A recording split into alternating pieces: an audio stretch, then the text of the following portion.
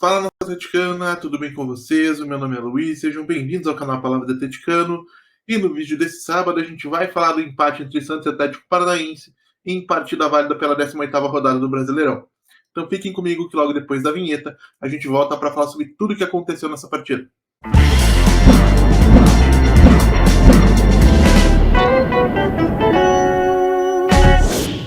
E se você está chegando agora, eu peço que deixe seu like, se inscreva no canal, acione o sininho para receber notificações a cada novo vídeo publicado, compartilhe o conteúdo em redes sociais, grupos de WhatsApp e Telegram sobre o Atlético Paranaense, porque assim você faz com que mais gente conheça o conteúdo produzido por aqui e ajuda a fortalecer esse nosso projeto.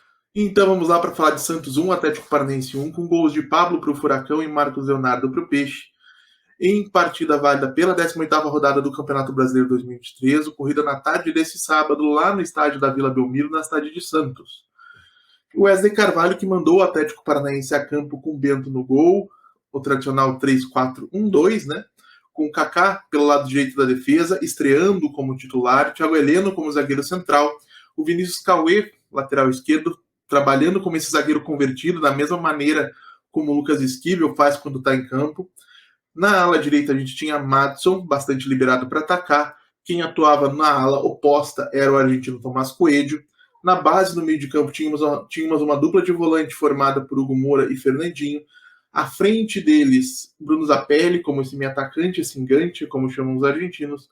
E, à frente de todos eles, uma dupla de atacantes formada por Pablo e Marcelo Cirino, com a grande novidade tendo sido o Cirino trabalhando como homem de referência e o Pablo liberado para flutuar e se aproximar do meio de campo.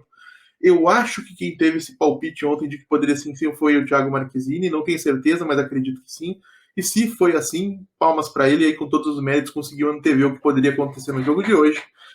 E falando aí de como o Atlético atuou, no primeiro tempo a gente teve uma partida até razoavelmente boa, apesar de pouca capacidade de retenção da posse de bola, o Atlético teve 33% de posse de bola no primeiro tempo somente, mas tinha nas associações de Fernandinho e Zapelli, mais as aproximações do Pablo do meio de campo, opções para trabalhar a bola que algumas vezes geraram situações interessantes. Tá? Como no gol de abertura do placar, inclusive, marcado pelo Pablo, salvo engano, ali pelos 30 minutos, onde o Zapelli recebe pelo lado esquerdo, encontra o Fernandinho muito bem posicionado na entrada da área para dar sequência à jogada. Acho que pouca gente percebeu isso, mas o Cirino, percebendo a entrada do Pablo pela direita, ele se desloca para a esquerda, puxando a marcação e abrindo todo o corredor para que o Pablo pudesse sair frente a frente com o João Paulo. Então, movimentação inteligente do Cirino, boa conclusão do Pablo, Atlético na frente com méritos naquele momento. E contando ainda com uma boa participação do Hugo Moura, dando suporte aí físico na base do meio de campo, lutando bastante, saindo bem com a bola, conduzindo em alguns momentos. Outro jogador que merece muitos elogios hoje é o Tomás Coelho, lutou muito, foi mais preciso com a bola do que costuma ser. Boa partida do Tomás Coelho também, merece aí todos os elogios. Na segunda etapa, por outro lado, a gente já vinha tendo muita dificuldade para controlar o Jean Lucas, volante ou meio-campista, que o Santos acabou de trazer de volta do futebol francês, onde ele defendia o Mônaco, e que hoje teve 107 toques na bola, com 62 passes certos e mais de 85% de precisão. Um jogador que causou muita dificuldade ao nosso setor de marcação e que a gente percebeu que essa dificuldade acabou dobrando ou aumentando, aí cada um que julgue, quando o Wesley saca no intervalo o Fernandinho para colocar o Canóbio naquela região, onde o Canóbio já tinha atuado pela seleção uruguaia sob o comando do Marcelo Bielsa nessa última convocação. Entendo que o Atlético não tinha lá uma grande variedade de opções, tinha o João Vitor, menino das categorias de base no banco, que acho que seria imprudente usar naquele momento.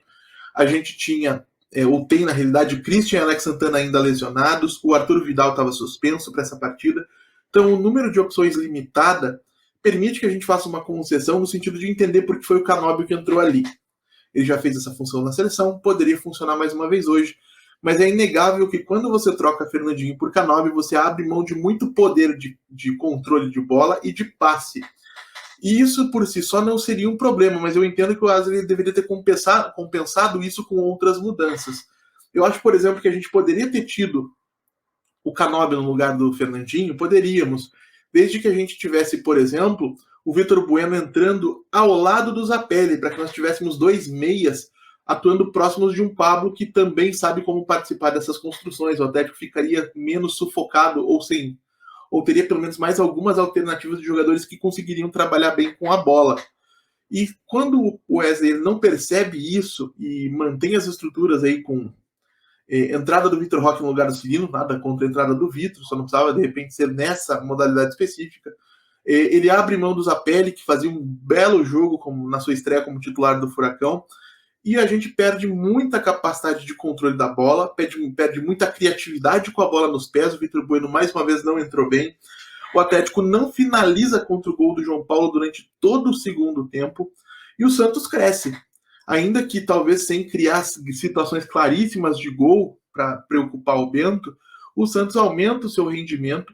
Acho que a gente só pode lamentar que mesmo no momento em que o Turra ele escancara o meio de campo do Santos, né, tirando primeiro o Rodrigo Fernandes, depois o Dodi, deixando somente o Jean Lucas e o Lucas Lima nessa região do gramado, o Atlético segue sem conseguir ficar com a bola pelas mudanças que foram feitas pela comissão técnica durante o jogo. E é compreensível em razão aí da partida de terça-feira, mas talvez pudesse ter sido feito de outra maneira. Essa é a minha percepção. No finalzinho a gente tem um pênalti que, a meu ver, é discutível. Aliás, muita gente disse ser discutível, mas eu entendo que foi bem marcado.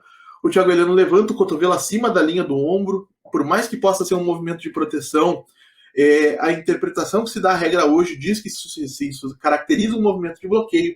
Em um movimento de bloqueio com a bola, contra a bola dentro da área, dentro da grande área defensiva, evidentemente resultaria na marcação de um pênalti bem batido pelo Marcos Leonardo, sem dar chances nenhuma para o Bento. E, gente, verdade seja dita, pelo que as equipes jogaram, ou pelo que o Atlético jogou, analisando a coisa sob o nosso ângulo, no primeiro tempo, somado aquilo que não jogou no segundo, o empate ele não deixa de ser justo com base no que as duas equipes apresentaram. O Santos melhorou no segundo tempo o suficiente para pelo menos aí merecer esse empate. Agora, se a gente for considerar a diferença de investimento hoje, a diferença da qualidade dos elencos hoje, a diferença do momento técnico de ambas as equipes hoje, com todo respeito à história do Santos Futebol Clube, que é um gigante na história do futebol mundial, e acho que pouca gente negaria isso, me parece que o Atlético perdeu uma excelente oportunidade de vencer na Vila Belmiro, que sempre foi um estádio muito difícil para nós na história do Brasileirão. Então a gente acaba lamentando por isso.